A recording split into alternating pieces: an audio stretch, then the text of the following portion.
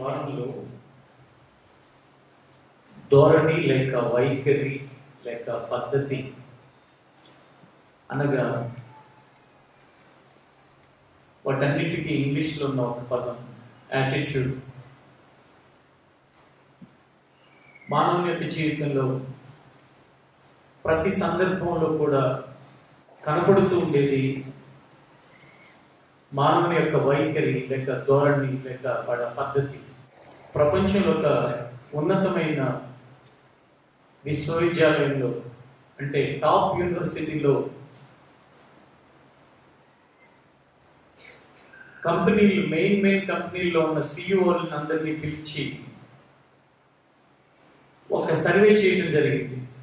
ఆ సర్వే ఏంటంటే, మీ యొక్క కంపెనీస్లోకి మీరు సెలెక్ట్ చేసుకునే ఎంప్లాయీస్లో మీరు ఏం చూస్తారు, మెయిన్ పొజిషన్స్లో తీసుకునే ఎంప్లాయీస్లో మీరు ఏం చూసి వాళ్ళకి ఉద్యోగం ఇస్తారు అని వాళ్ళని 1500 నుంచి 2000 మందిని ఇంటర్వ్యూ చేస్తే ఆ కంపెనీల యొక్క యాజమాన్యం అంతా కూడా వాళ్ళు 95% మంది చెప్పింది ఏంటంటే, మేము వాళ్ళ యాటిట్యూడ్ చూస్తాము.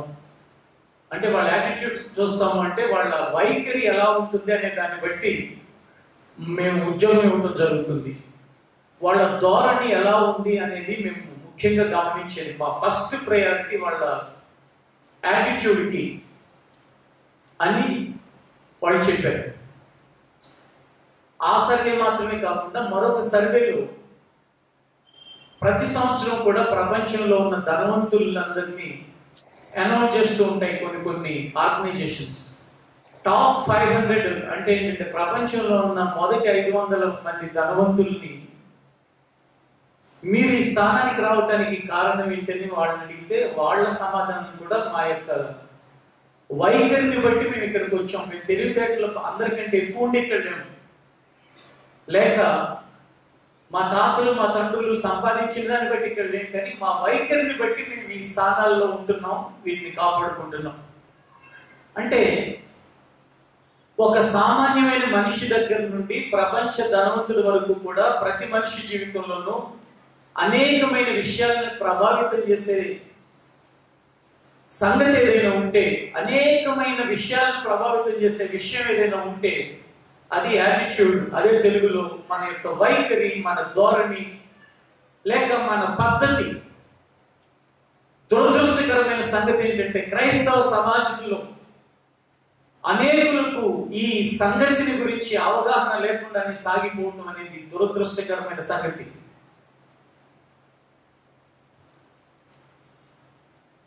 క్రైస్తవులలో చాలా మంది యొక్క అభిప్రాయం, నాయకుల దగ్గర నుండి సామాన్యమైన వ్యక్తుల వరకు యేసు ప్రభువుని మనం దేవుడిగా ఒప్పుకున్నాం కాబట్టి ఇంకా మనలో ఎటువంటి మార్పు అక్కర్లేదు,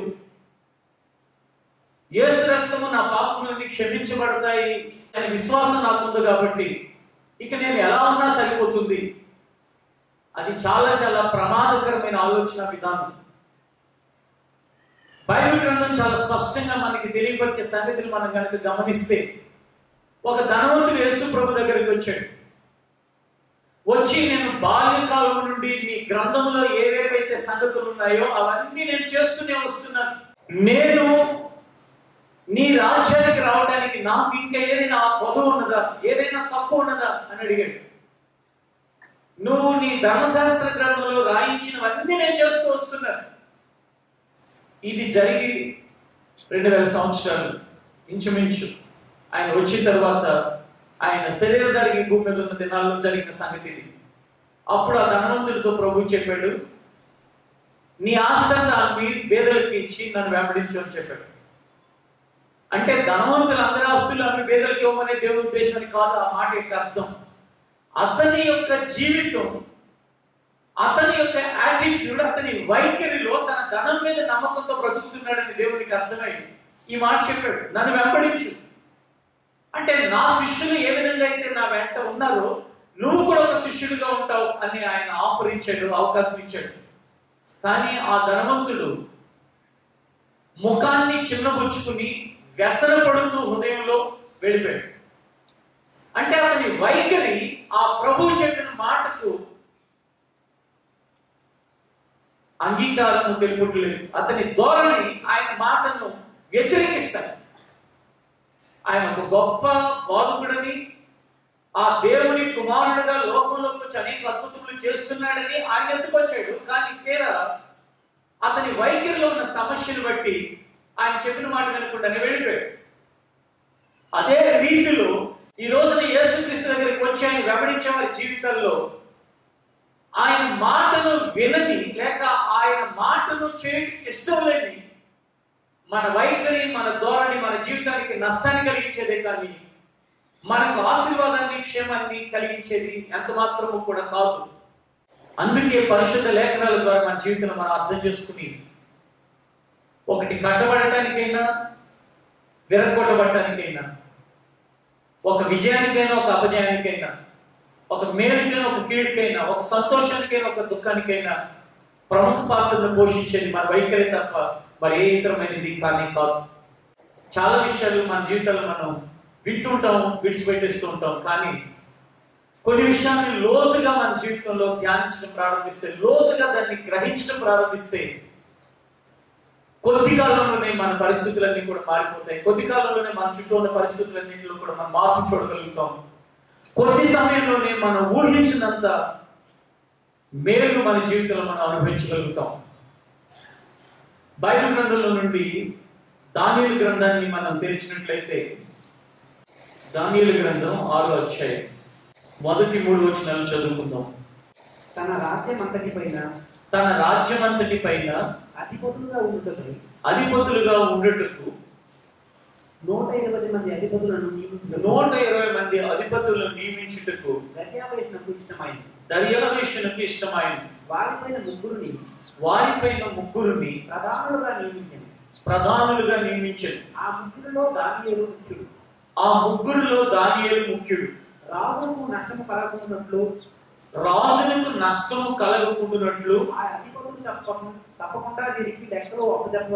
ఆ అధిపతులు తప్పకుండా వీరికి లెక్కలు అప్పచెప్పవాలని ఆజ్ఞయించాను. ఈ దానియేలు అతి శ్రేష్టమైన బుద్ధి గలవాడై ప్రధానులలోను అధిపతులలోను ప్రఖ్యాతి నుండి ఉండేది కనుక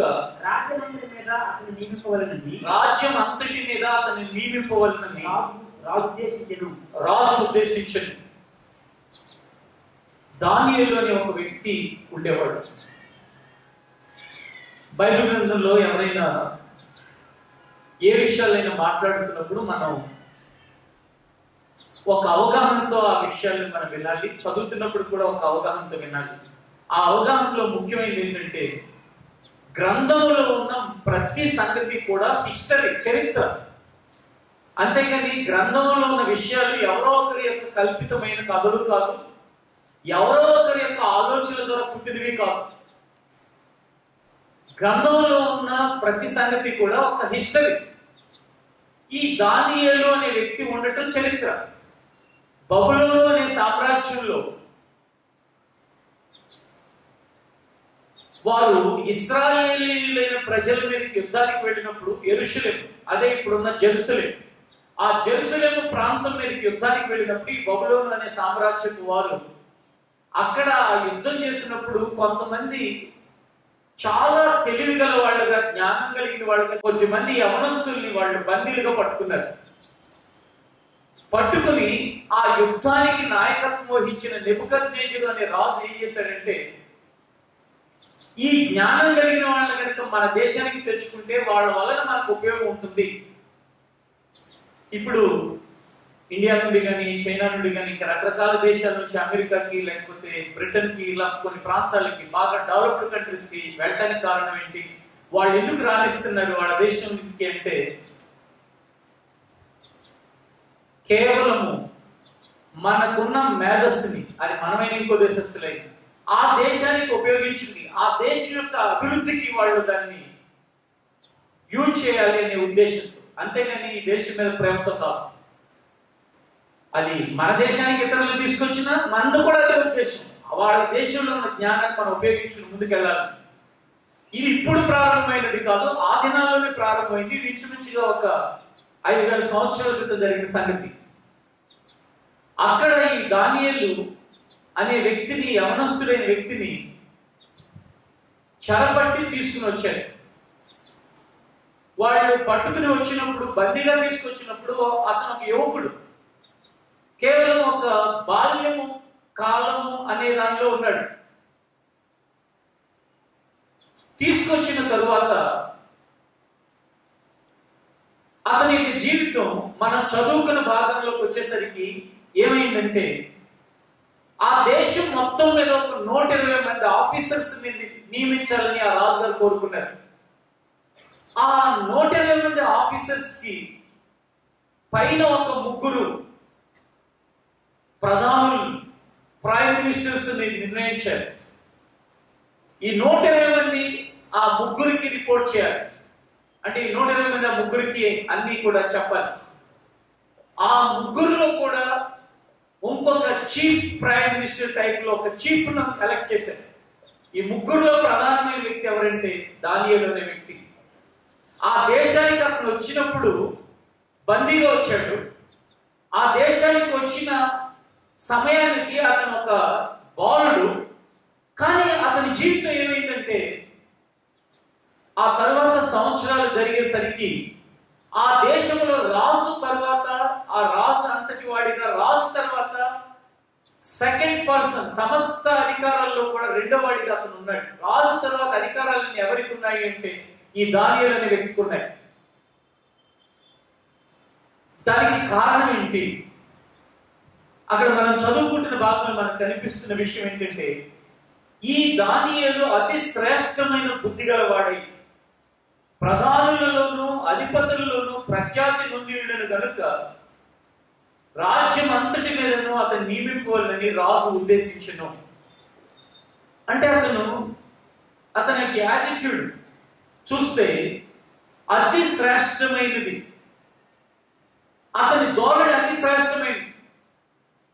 వాస్తవంగా చెప్పాలంటే కనుక అతని ధోరణి అత్యంత ప్రమాదకరమైనదిగా ఉండాలి. ఎందుకంటే మా దేశాన్ని నాశనం చేసిన వాళ్ళు వీళ్ళు, మా ప్రజలందరినీ నష్టపరిచిన వాళ్ళు వీళ్ళు, మా దేశం మీద యుద్ధం చేసిన వాళ్ళు వీళ్ళు, నన్ను బందీగా తీసుకొచ్చారు కాబట్టి ఈ దేశం నాశనం అయిపోవాలనుకోవాలి. కానీ ఆ దానియేలు యాటిట్యూడ్, ఆ వైఖరి ఎలా ఉందంటే, ఆ దేశంలో ఏ విధంగా అయినా సరే ప్రజలకు ఉపయోగకరమైన వ్యక్తిగా మారాలి.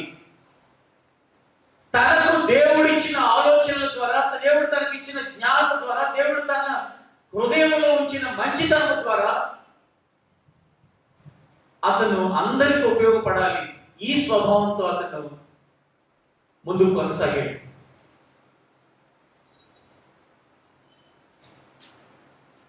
ఈ దినాల్లో మనుషుల దగ్గర మంచి సర్టిఫికెట్స్ ఉంటున్నాయి. కాలేజ్ ఫస్ట్, స్కూల్ ఫస్ట్, లేక ఈ స్టేట్ లో ఫస్ట్ ర్యాంక్ వచ్చింది, లేక ఈ కంట్రీలో ఆల్ ఇండియా ర్యాంకర్ ని నేను, ఇలా చాలా చాలా సర్టిఫికెట్స్ ఉంటాయి కొంతమంది జీవితాల్లో. మరికొంతమంది జీవితాల్లో ఏదో దాన్ని సాధించారు అని ఒక మంచి పేరు సంపాదిస్తారు. చిన్న వయసులోనే చాలా మెమరీ పవర్ ఉంది, జ్ఞాపక శక్తి ఉందని అందరూ చెప్పుకుంటూ ఉంటారు. వాటన్నిటి విషయంలో నిజమే, అవన్నీ మంచివే. కానీ అవన్నీ ఉపయోగపడటానికి కావాల్సింది నీ వైఖరి అనే సంగతి నేర్పించేవాళ్ళు చాలా తక్కువ మంది, నేర్చుకునేవాళ్ళు కూడా చాలా తక్కువ మంది. అందుకే సమాజంలో మనం రాణించవలసినంతగా రాణించలేకపోవటానికి కారణం, ఈ రోజున దేవుని ఎరిగిన ప్రజలుగా ఈ దేశంలో ఇంకా ఎరగని అనేక మందికి ఉపయోగంగా లేకుండా అయిపోవటానికి ఏదైనా కారణం ఉంటే అది దేవుడు నమ్మిన వాళ్ళు ఉన్న ధోరణి తప్ప మరొకటి కానే కాదు. కానీ దానియేలు అనే వ్యక్తి బాల్యంలో పట్టబడ్డాడు, బాల్యంలో బందీ అయి వచ్చాడు. బాల్యకాలంలో తన దేశంలో అందరినీ పోగొట్టుకుని బానిసగా, ఒంటరిగా, కొద్దిమంది స్నేహితులు తప్ప అతనికి ఎవరు కూడా లేరు. వచ్చిన వాడు, చరిత్ర తెలిసిన వాడికి నేను చెప్తున్నవన్నీ కూడా చాలా ఖచ్చితంగా అర్థమవుతూ ఉంటాయి. అందరినీ పోగొట్టుకున్నాడు. అతని జీవితంలో అనాథగా వచ్చాడు ఆ దేశానికి, బానిసగా వచ్చాడు ఆ దేశానికి. కానీ ఆ దేశంలో రాజు యొక్క హృదయంలో సమస్త అధికారుల కంటే, సమస్త విధమైన జ్ఞానుల కంటే కూడా ఇతను గొప్పవాడు అనే మంచి ఆలోచనని రాజు హృదయంలో కలిగేటట్లుగా బ్రతికాడు అతని యొక్క వైఖరి. అందుకే రాజుగారు అతన్ని అందరికంటే కూడా ప్రధానమైన వ్యక్తిగా నియమించాడు. నీ జీవితంలో నువ్వు పనిచేస్తున్న స్థలంలో, లేక నీ కుటుంబంలో, లేక నువ్వు ఎక్కడ ఉంటున్నావో అక్కడ ఎలాంటి వైఖరిని నీ జీవితంలో కొనసాగిస్తున్నావు ఒకసారి ప్రశ్నించుకుంటే, మన కన్నులకు కట్టినట్టుగా మనకు కనిపించేది మన వైఖరిలో ఉన్న అనేకమైన లోపాలు మనకు కనిపిస్తూ ఉంటాయి. స్నేహం చేస్తే 4 రోజులు చాలా క్లోజ్గా అయిపోతుంటారు, ఆ తర్వాత జీవితకాలం శత్రువులుగా అయిపోతుంటారు. పనిచేస్తే గట్టిగా 6 నెలలు, సంవత్సరం, ఆ తర్వాత సంవత్సరానికి ఒక ప్లేస్ చేంజ్ అయిపోతుంటారు. ఎవరైనా అంటే వాళ్ళు చెప్పే సమాధానం, నా కర్మ అలా రాస్తుంది, ఏం చేస్తాం, నాకు అందరూ అట్లాంటి వాళ్ళే తగులుతున్నారు. అందరూ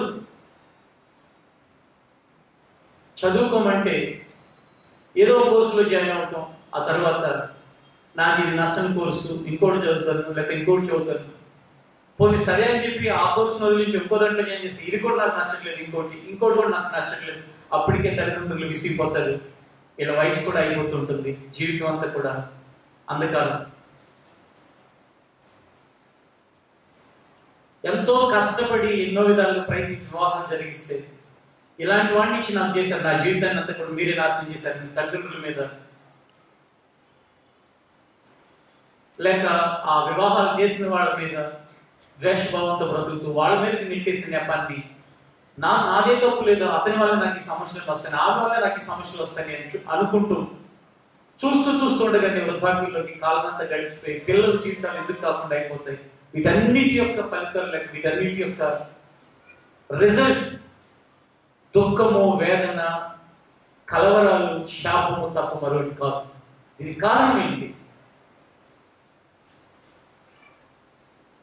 వాస్తవం కంటే, ప్రస్తుత స్థితి కంటే మనిషి యొక్క ధోరణి చాలా చాలా ముఖ్యమైనది.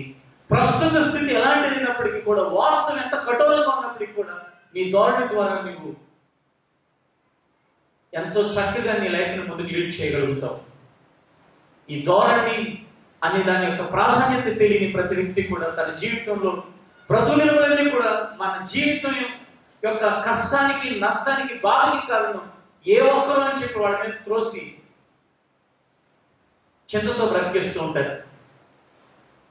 ఒకసారి దానియేలు స్థానంలో ప్రతి ఒక్కరు కూడా మిమ్మల్ని మీరు ఊహించుకుని చూడండి. మిమ్మల్ని మీకున్న సౌఖ్యవంతమైన స్థితి నుండి బందీగా పట్టుకుని తీసుకువెళ్ళి ఏదో ఒక దేశంలో మిమ్మల్ని పడేస్తే మీరు ఎలా ఉంటారు? అక్కడ మీరు ఎలా ఆలోచిస్తారు? మీరు ఎలా మాట్లాడతారు? మీరు ఏం చేస్తారు? ఖచ్చితంగా ఒకటి చేస్తారు. అవకాశం వస్తే రాజు మీద కక్ష ఎలా తీర్చుకోవాలా అని ప్రయత్నం చేస్తారు ఉద్రేకపరులు.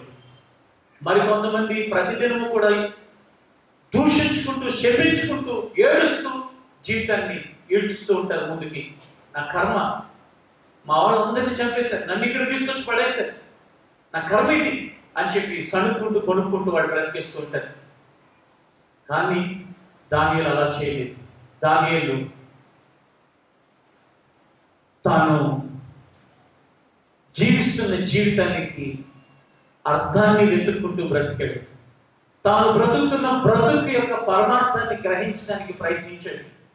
అందుకే ఒకరోజు రాజుగారికి ఒక కళ వచ్చింది. ఇక్కడ ఇతన్ని నియమించడానికి పూర్వం జరిగిన సంగతి చెప్తున్నాను నేను. ఇక్కడ మనం చదువుకునే భాగంలోనేమో అతను రాజు తర్వాత ఆ దేశం మొత్తంలో కూడా బబులోను అనే సామ్రాజ్యం, ఆ సామ్రాజ్యం ఇంకా అనేక దేశాలు ఉన్నాయి. ఆ బబులోను సామ్రాజ్యంలో రాజు తర్వాత ప్రధానమైన వ్యక్తిగా అయ్యాడు. దానికి ముందు స్టోరీ ఏంటంటే, దానికి ముందు వాస్తవం ఏంటంటే, రాజుగారికి ఒక కళ వచ్చింది. ఉదయం లేచేసరికి కళ వచ్చిందని గుర్తుంది కానీ కళ ఏంటో మర్చిపోయాడు. అప్పుడు ఆ రాజ్యంలో శకునగాండ్రుగా, జ్ఞానులుగా పోషించబడుతున్న కొంతమంది పెద్దలందరినీ పిలిపించాడు. వాళ్ళందరినీ పిలిచే సమయానికి దానియేలు చాలా చిన్నవాడు, బాలుడు. ఈ పిల్లవాళ్ళని ఎందుకులని పెద్దవాళ్ళందరినీ పిలిచారు. పెద్దవాళ్ళందరినీ పిలిస్తే వాళ్ళందరూ వచ్చారు. వస్తే రాజుగారు చెప్పారు, నాకు ఒక కళ వచ్చింది, ఆ కళ నేను మర్చిపోయాను, మీరు ఆ కళ ఏంటో నాకు చెప్పాలి, దాని యొక్క అర్థం కూడా నాకు చెప్పాలి అన్నాడు రాజు. అప్పుడు ఆ జ్ఞానులు అన్నారు, మీరు కళ గుర్తు చేసుకుని చెబితే దాని అర్థం మేము చెప్తాం, అంతేగాని కళ మర్చిపోతే మేము కళ ఎలా చెప్పగలుగుతాం. నేను ఇది చదువుతున్నప్పుడు నాకు ఒక ఆలోచన వచ్చింది. ఏంటంటే యేసు ప్రభువుని నమ్ముకున్నట్లు కొంతమంది సరైన వాక్యానుసారమైన జీవితం లేకుండా మాట్లాడితే దేవుడు నాకు ఇది చెప్పాడు అది చెప్పాడు అని చెప్పి తిరుగుతూ ఉంటారు. కొంతమంది సేవకులు తిరుగుతూ ఉంటారు, కొంతమంది విశ్వాసులు తిరుగుతూ ఉంటారు. అట్లాంటి వాళ్ళకి వేయాలి ఈ ప్రశ్న, నాకు ఒక కళ వచ్చింది దేవుడికి చెబుతాడు అంటున్నావు కదా, ఒకసారి నాకు చెప్పు కళ ఏంటని. ఊరికే చెప్తూ ఉంటారు, మీ పిల్లడు తప్పాడు రండి నేను ఎక్కడ ఉన్నాడో చెప్తాను, మీ గేదె పోయిందో చెప్తాను. సోది చెప్పవచ్చని బైబిల్ ఎక్కడ కూడా లేదు. సోది చెప్పటానికి దేవుడు తన ప్రవక్తల్ని నిర్ణయించలేదు. దేవుడు ఆయన నిర్ణయించిన మాటల్ని లేక ఆయన నిర్ణయించిన సంగతుల్ని చెప్పేవాడు ప్రవక్త. అంతేగాని మనుషులు తీసుకొచ్చిన సంగతులు చెప్పడానికి బైబిల్ గ్రంథంలో ఎప్పుడు కూడా దేవుడు ఎవరికి అనుమతి ఇవ్వలేదు. అయితే అక్కడున్న జ్ఞానులందరూ కూడా పాత నిబంధన కాలంలో వాళ్ళు అడుగుతున్నారు, వాళ్ళందరూ కూడా దైవ సంబంధమైన జ్ఞానులు కాదు, వాళ్ళు సమాజంలో జ్ఞానులు అని అనిపించుకుంటున్న వారు, లోకంలో ఈ దురాత్మల చేత నడిపించబడుతూ జ్ఞానులు బ్రతుకుతున్న వాళ్ళు అడిగారు రాజు, నా కళను చెప్పండి, కళ భావాన్ని చెప్పండి అని. మొదట కొంతమంది చెప్పారు, నువ్వు కళ చెప్తే దాని అర్థం చెప్తాం కానీ కళ చెప్పకపోతే మేము చెప్పలేమన్నారు. రాజు చాలా కోపించుకున్నాడు, నేను కళ చెప్తే మీరు అర్థం చెప్తానంటారేంటి, నా కళ మర్చిపోయాను మీకు చెప్పాల్సిందే అంటున్నాడు. సరే వాళ్ళు చెప్పలేని స్థితిలో ఉన్నారని రాజు అర్థం చేసుకుని మరికొంతమందిని పిలిచాడు. వాళ్ళని అడిగాడు, నా కళ మర్చిపోయాను, నా కళను చెప్పండి అని. వాళ్ళు ఏమన్నారంటే, దానియేలు 2వ గ్రంథాన్ని ఒకసారి 2వ అధ్యాయాన్ని ఒకసారి చూడండి. దానియేలు గ్రంథం 2వ అధ్యాయం 11వ వచనాన్ని మనం చదువుదాం. రాజు విచారించిన సంగతి బహు అసాధారణమైనది. దేవతలు కాక మరెవరునూ ఈ సంగతి తెలియజెప్పజాలరు.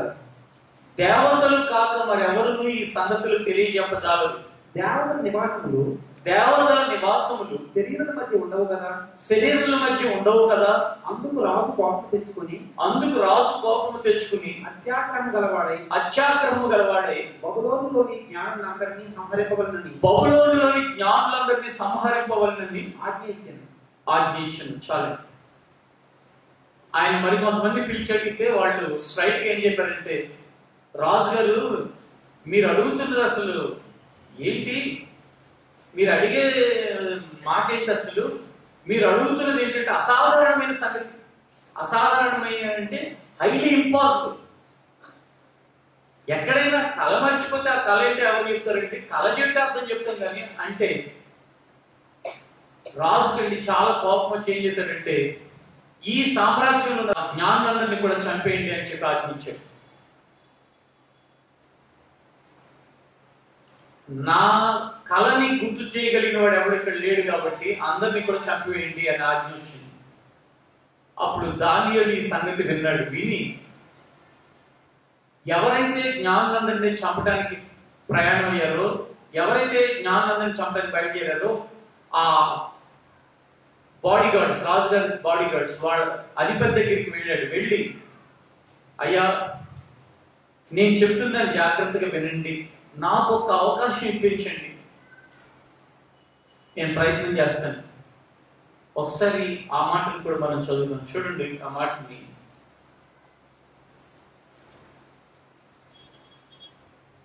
14వ వచనం. అప్పుడు దానియేలు బబులోనులోని జ్ఞానులను చంపుటకై బయలుదేరిన రాజదేహ సంరక్షకుల అధిపత్యకు అర్యోకు దగ్గరకు పోయి, జ్ఞానయుక్తముగా మనవి చేశాను. జ్ఞానయుక్తముగా మనవి చేశాను. 14వ వచనం. చూడండి, వాళ్ళేమో ఎవరైతే సో కాల్డ్ వైజ్ మ్యాన్స్ అని జ్ఞానులు అని అనుకుంటున్నారో వాళ్ళు రాజుగారు అన్నారు, మీరు అడిగే మాట ఏంటది, అది జరిగే పని కాదు, మీరు ఏం అడుగుతున్నారు మీకు అర్థమవుతుందా, మేము ఏం చేయగలుగుతాం, దేవతలే అయినట్లే చెప్పాలి, మేము దేవతమా మేము మనుషులం అని వాళ్ళ మాటలు అలా ఉన్నాయి. దానియేలు మాత్రం ఏం చేశాడంటే ఆ ఆఫీసర్ దగ్గరికి వెళ్ళి చాలా జ్ఞానయుక్తంగా మనం చేశాడంట. దాన్ని యాటిట్యూడ్ అంటారు. అదే వైఖరి. జీవితాల్లో అట్టి వైఖరి సరిగా లేని వాళ్ళ వలన భార్యాభర్తల మధ్య సంబంధాలు దెబ్బతింటూ ఉంటాయి. వైఖరి సరిగా లేని వారి వలన కాలేజెస్ లో కానీ యూనివర్సిటీలో కానీ ఆ టీచింగ్ చేసే ఆ గురువులకి ఆ విద్యార్థులకి మధ్య ఉన్న సంబంధాలు దెబ్బతింటూ ఉంటాయి. వైఖరి సరిగా లేని విధానాన్ని బట్టి. ఈ మధ్య నేను ఒక డీన్ ని కలిస్తే యూనివర్సిటీలో ఆయన ఒకటే చెప్పాడు, 20-25 సంవత్సరాల క్రితం పిల్లలకి ఏదైనా చెప్పాలనే ఆసక్తి మాకు చాలా ఉండేది. ఇంకా ఇంకా నేర్చుకుని మరీ మేము వాళ్ళ కొరకు చెప్పడానికి ప్రయత్నించేవాళ్ళం. వాళ్ళు సరిగా మా మాట వినకపోతే మేము కొన్నిసార్లు వాళ్ళని శిక్షించేవాళ్ళం, వాళ్ళని కొట్టేవాళ్ళం. కానీ ఈ రోజున ఒక్క చిన్న మాట అంటే వాళ్ళు మా మీద దాడి చేయడానికి కూడా వెనకట్టలేదు. మాకు ఏదో ఒక కులం రంగో మతం రంగో పులిమి మమ్మల్ని ఎట్లయినా ఇబ్బంది పెట్టడానికి ప్రయత్నం చేస్తున్నారు. ఇప్పుడు మాకు అనిపిస్తుంది, మాకెందుకు ఇవన్నీ, ఏదో ఆ క్లాసులో మాకు తెలిసింది 4 ముక్కలు చెప్పి బయటపడుతున్నాం. అంటే మనుషుల వైఖరిని బట్టి మనుషుల్లో వస్తున్న మార్పులు మనం చూస్తే కనుక ఈ సమాజం అంతా కూడా ఈ రోజున నాశనానికి కారణం ఈ వైఖరి వలనే అనేది మనకి కన్నులు కట్టినట్టుగా అర్థమవుతుంది. కానీ మన వైఖరి మార్చుకోవడానికి మనం కనుక ఇష్టపడకపోతే ప్రభువు తాను జీవించిన కాలం అంతా కూడా భూమి మీద మనుషుల దగ్గరికి వెళ్ళినప్పుడు ఎక్కడైనా ఎవరి వైఖరులు అయినా కనుక ఏదైనా సమస్యలు ఉంటే చెబుతూ ఉండేవాడు. కొంతమంది దగ్గరికి ఒకసారి వెళ్ళి వాళ్ళతో చెప్పాడు, మీరు సున్నం కొట్టిన సమాధుల్లాగా ఉంటున్నారు, పై చూస్తే బాగానే ఉంటున్నారు కానీ మీ లోపలంతా కూడా సమాజం లోపల ఎలా అయితే కుళ్ళు ఉంటుందో మీ హృదయాలన్నీ కూడా అలా కుళ్ళిపోయినాయని చెప్పాడు. అట్లా ఎప్పుడు కూడా ఆయన ప్రయత్నం ఎలా ఉండేదంటే మనుషుల వైఖరిలో మార్పు రావాలి అనే ప్రయత్నంలో ఉండేవాడు. కానీ ఈ దినాల్లో ఉన్న బోధకులు మాత్రం యేసు ప్రభువుని మించిపోయి, అనగా మించిపోయి అంటే దాని అర్థం ఏంటంటే యేసు ప్రభు కంటే గొప్పవాళ్ళమని మనుషుల వైఖరి చెబుతానంట వాళ్ళు నొచ్చుకుంటారంట. కాబట్టి మనుషులకి మీకు దీవెనలు వచ్చేస్తాయి, ఆశీర్వాదాలు వచ్చేస్తాయి, కృపరించబడిపోతాయి, మీరు గొప్పవాళ్ళు అయిపోతారు, మీరు కోటీశ్వరులు అయిపోతారు, ఇలాంటి పనికిమాలిన మాటలు చెప్తున్నారు. పనికిమాలిన మాటలు అని ఎందుకు అంటున్నానంటే వైఖరి మారకుండా ఎవరి జీవితంలో ఏమి మారద్దు. ధోరణి మారకుండా జీవితంలో నువ్వు ఎదగడం అనేది సాధ్యమే విషయం కాదు. ప్రభువే ఆయన స్వయాన మానవుని యొక్క హృదయాన్ని గురించి మాట్లాడితే, నేటి బోధకులు వాళ్ళ హృదయాన్ని గురించి మాట్లాడితే వాళ్ళకి నొప్పి కలుగుతుంది కనుక, వాళ్ళకి బాధ కలుగుతుంది కనుక మరలా వస్తారో రారో, ఎందుకు వచ్చింది ఇవన్నీ మనకెందుకు, మీరు దీవించబడిన వాళ్ళు అనేసి అందరూ సంతోషంగా ఉంటారు. ఇది ఎలా ఉందంటే మురుగు గుంటలో ఉన్న మురుగులు తీయకుండా దాని మీద బ్లీచింగ్ పౌడర్ కనుక చల్లితే అది బాగుంటుందని ఎవరైనా అనుకుంటే ఎలా ఉంటుందో ఇది కూడా అలాంటి. హృదయంలో ఉన్న ఈ పనికి మాలిన వైఖరి అనేది మారకుండా బాగానే ఉంటాడు ఒక మనుషులు అనుకుంటే అది భ్రమ మాత్రం. ఒక మురుగుని శుభ్రం చేయాలంటే దానిలో నన్నంతా కూడా తీసివేయబడిన తర్వాత అది ఎటువంటి కంపు లేకుండా ఎప్పుడూ అలా ఉంటుంది. ఆ వాసన కాకుండా పైపైన ఏదో చేసేసి వెళ్ళిపోతే మరలా కొద్ది కాలం తర్వాత మరలా కంపే వస్తుంది. మనిషి జీవితంలో వైఖరి మారకుండా దేవుని యొక్క వాక్యమును బట్టి, ఆయన ప్రేమను బట్టి, ఆయన యొక్క మంచితనమును బట్టి, ఆయన ఆత్మ సహాయాన్ని బట్టి మన జీవితంలో మార్పు చెందుతున్న బ్రతికితే మనం కూడా చివరికి ఆ మార్పు లేని బ్రతుకు ద్వారా మిగిలేది కష్టము, నష్టము, శాపము, దరిద్రత, దుఃఖము, వేదన తప్ప మరొక ఏది కూడా ఉండదు.